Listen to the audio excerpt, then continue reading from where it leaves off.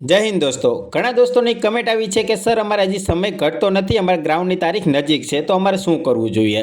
તો દોસ્તો તમારી માટે હું 7 દિવસનું ટાઈમ ટેબલ આપું છું. આ ટાઈમ ટેબલને તમારે નિયમિત રીતે ફોલો કરવાનું રહેશે. અને જો તમારે 2 ટાઈમ દોડવાનું ચાલુ કરવું પડશે, એટલે કે એક ટાઈમ પર તમારે ટાઈમ ટેબલ ફોલો કરવાનું છે અને એક ટાઈમ પર તમારી રીતે તમારી જે જરૂરિયાત છે શરીરને એ મુજબ તમારે કસરત કરવાની છે અને દોડ કરવાની છે નોર્મલ.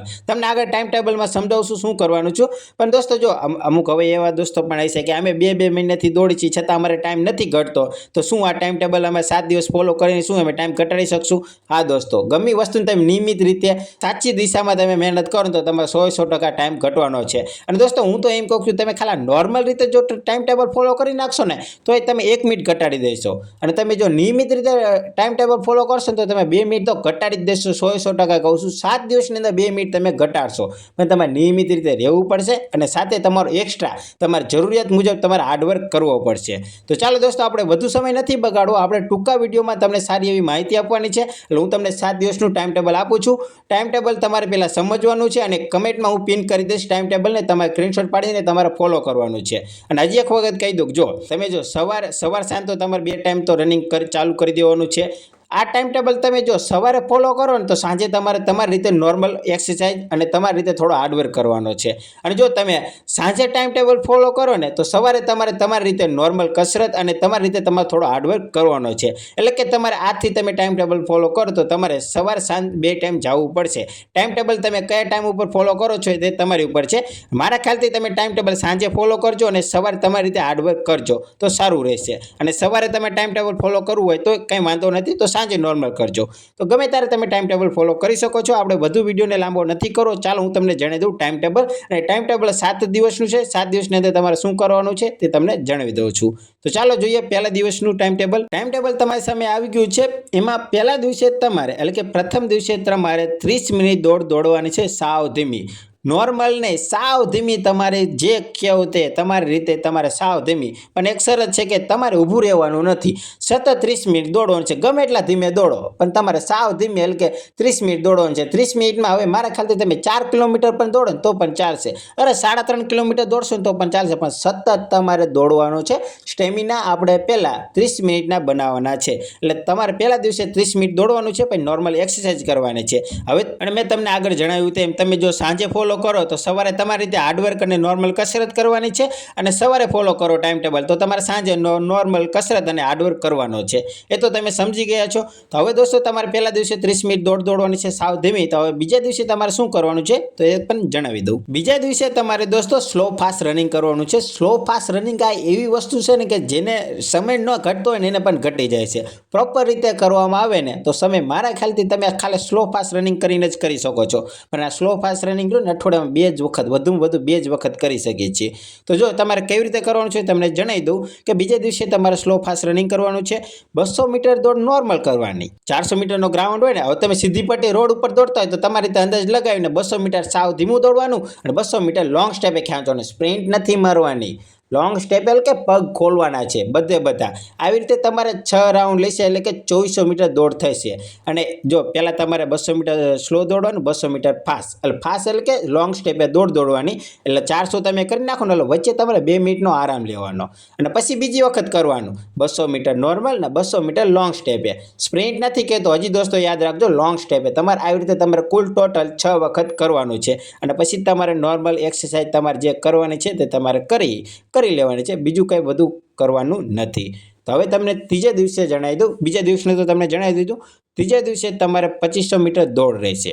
કાલે 2.5 કિલોમીટર દોડ રહેશે તમારી સ્પીડમાં. આપણે પહેલા દિવસે સાવ નોર્મલ સ્પીડમાં દોડ્યા હતા અને કાલે આપણે એટલે કે બીજા દિવસે આપણે સ્લો ફાસ્ટ રનિંગ કર્યું હતું. તો હવે ત્રીજા દિવસે તમારે તમારી એટલે કે નેચરલ સ્પીડ હોય ને, તમારી અલગ અલગ બધાની નેચરલ સ્પીડ હોય, 2.5 કિલોમીટર દોડવાનું છે. એટલે કે 2500 મીટર દોડવાની છે.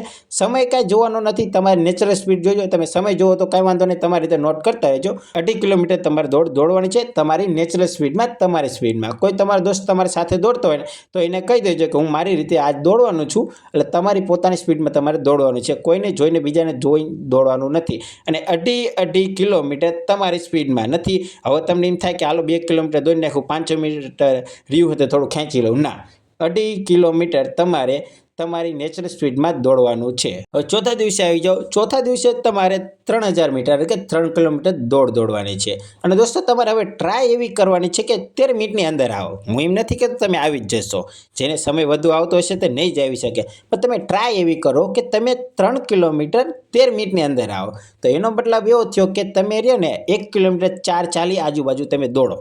પણ તમે નહીં દોડી શકો, જેને વધુ સમય આવતો હશે ને 25 મિનિટ ઉપર એને કાઠું પડશે. પણ દોસ્તો આપણે ટ્રાય કરવાની. મેં એમ નથી કીધું કે તમે 13 મિનિટની અંદર જ જાઓ. તમે 13 મિનિટની અંદરની ટ્રાય કરશો ને એટલે મારા ખ્યાલથી તમે 14 મિનિટની અંદર આવી જશો. સમજી ગયા ને શું કહેવા માંગુ છું?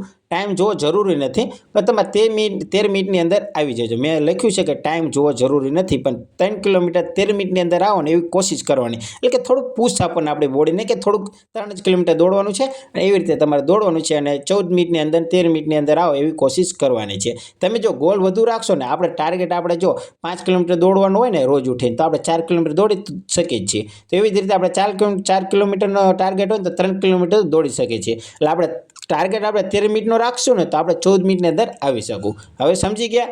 ચાલો હવે દોસ્તો આપણે 5મા દિવસે આવી જાઓ. 5મા દિવસે તમારે 5 કિલોમીટર દોડવાની છે. સમય જોવાનો નથી, તમારી સ્પીડે તમારે નેચરલ સ્પીડ છે ને એકો એક. એમાં જો તમે ગ્રાઉન્ડમાં જાઓ ને, તમે ગ્રાઉન્ડમાં પ્રેક્ટિસ કરતા હોય તો તમે 4 ધીમા દોડો, 4 ફાસ્ટ દોડો, 4 સ્પ્રિન્ટ મારો, એવું કંઈ જ નહીં કરવાનું. નેચરલ તમારી સ્પીડે 5 કિલોમીટર દોડવાની છે. સમય ભલે તમે 27 મિનિટ લઈ લો. હજી યાદ રાખજો, સમય જોવાનો નથી. તમારી સ્પીડે, તમારે નેચરલ સ્પીડ કહું છું, તમારી સ્પીડે 5 કિલોમીટર દોડવાની છે 5મા દિવસે. બીજું જ કંઈ જ નહીં કરવાનું. તમારે 5 કિલોમીટર દોડવાની છે. તમારી રીતે એક્સરસાઇઝ કરી લેવાની છે. અને આ ટાઈમ ટેબલ મેં તમને આગળ પણ હજી ત્રીજી વખત જણાવી દઉં કે તમારી રીતે તમે જો સાંજે આ ટાઈમ ટેબલ ફોલો કરો તો સવારે તમારી રીતે તમારી જરૂરિયાત મુજબ હાર્ડવર્ક કરવાનો છે. અમુક દોસ્તોને એવું લાગતું કે શું હાર્ડવર્ક કરું, તો તમારે જો પેટ નીકળતું હોય તો તમે પેટની કસરત કરી શકો છો. તમે થાકી જતા હોય તો યોગા કરી શકો છો. અલગ અલગ તમારી રીતે તમારી જરૂરિયાત મુજબ તમારે કસરત કરવાની હોય છે. હવે 6ઠા દિવસે આવી જાઓ. 6ઠા દિવસે તમારે સ્લો ફાસ્ટ રનિંગ કરવાનું છે. દોસ્તો અમુક દોસ્તોને એમ થતું હશે કે આ શું સ્લો ફાસ્ટ. તમે એક વખત કરો, બીજી વખત કરો, પછી તમે ટાઈમ આપશો ને, તમે આપણે 7મા દિવસે આવો તો ખરા. તમે જ કહેશો કે ના સર સાચી વાત છે. 6ઠા દિવસે તમારે સ્લો ફાસ્ટ રનિંગ કરવાનું છે. સ્લો ફાસ્ટ રનિંગમાં દોસ્તો આપણે આગળ જે સ્લો ફાસ્ટ કર્યું ને 200 મીટરનું, એવું નથી. આમાં તમારે 100 મીટર નોર્મલ દોડવાનું છે અને 300 મીટર લોંગ સ્ટેપે ખેંચવાનું છે. એટલે લોંગ સ્ટેપે દોડવાનું છે. આ ખાલી 4 જ વખત રહેશે કે 400 × 4 એટલે કે 1600 મીટર દોડ રહેશે. અને તમને ખબર જ છે કે એક વખતમાં 2 મિનિટનો આરામ લેવો જરૂરી છે. કેમ કે દોસ્તો અમુક અત્યારે હાર્ડવર્ક વધુ ગયા છે અને અમુક હાર્ટની પણ તકલીફ પડતી હોય છે. એના માટે 2 મિનિટ. પણ દોસ્તો પાણી ના પીતા હો આરામ વચ્ચે. પાણી નહીં પીવાનું, આરામ કરી લેવાનો નોર્મલ રીતે. અને પછી આપણે શેડ્યુલ ફોલો કરી નાખવાનું. એટલે કે 100 મીટર દોડવાનું નોર્મલ ને પછી 300 મીટર લોંગ સ્ટેપે. સ્પ્રિન્ટ હજી કહું છું, સ્પ્રિન્ટ નથી મારવાની. તમે આ શેડ્યુલ ફોલો કરો, બીજું કંઈ નહીં. હવે આવી જાઓ 7મા દિવસે. 7મા દિવસે દોસ્તો તમારે 5 કિલોમીટર દોડ રહેશે. ટાઈમ જોવાનો છે, કરો યા મરો એવી રીતે. એટલે કે ગ્રાઉન્ડમાં દોડવાનો છો તે જ વિચારીને તમારે દોડવાનું છે. એટલે કે દોસ્તો તમારે કોઈ પણ તારીખ હોય તે તારીખ આવી ગઈ છે અને હું છેલ્લી વખત આજે દોડવાનું છું, એવી જ રીતે તમારે જો દોસ્તો તમે ઘરે એવી રીતે દોડશો તો તમને સાચા ટાઈમની ખબર પડશે. અમુક દોસ્તો એમ કે મારા અહીંયા 25:30 આવી જાય છે પણ હું અહીંયા ગ્રાઉન્ડમાં ખેંચી લઈશ. ભાઈ દોસ્તો, ઘણા દોસ્તો એ રીતે વેમમાં રહી ગયા અને તમને ખબર છે અત્યારે ગ્રાઉન્ડમાં કેટલા ફેલ થાય છે. એટલે વેમમાં નથી રહેવાનું. તમે ઘરે એક વખત ટ્રાય તો કરો, તમે કેટલું દોડો છો, ટાઈમ તો જુઓ. અને દોસ્તો હું સાથી ઠોકીને કહું છું કે તમે 2 મિનિટ ઘટાડી દેશો. તમે નિયમિત રીતે જો આ ફોલો કર્યું હશે ને, અરે નિયમિત રીતે તમે ફોલો નહીં કરો ને, ખાલી નોર્મલ રીતે પણ જો આ શેડ્યુલ ફોલો કર્યું હશે ને તો તમે 1 મિનિટ ઘટાડી દેશો. અને દોસ્તો તમે શેડ્યુલ ફોલો કરીને 7 દિવસ પછી આ જ વિડીયોમાં કમેન્ટ મારવા જરૂર આવજો. અને દોસ્તો તમારે જો બીજી તકલીફ પડતી હોય તમે કમેન્ટમાં જણાવજો, હું તમને આન્સર દેવાની કોશિશ કરીશ. ચાલો દોસ્તો, ટાઈમ ટેબલનો તમને હું કમેન્ટમાં પિન મારી દઈશ. તમે સ્ક્રીનશોટ પાડી લેજો અને સમજી ગયા ને ટાઈમ ટેબલમાં શું કરવાનું છે. અને દોસ્તો આવી જ રીતે કોઈ તમારા દોસ્તોમાં જેને ટાઈમ હજી વધુ આવતો હોય ને થોડોક હજી સમય હોય, 10 દિવસ 7 દિવસ બાકી હોય, તો તમે તેને આ શેર કરી શકો છો. ચાલો દોસ્તો, જય હિન્દ, જય ભારત.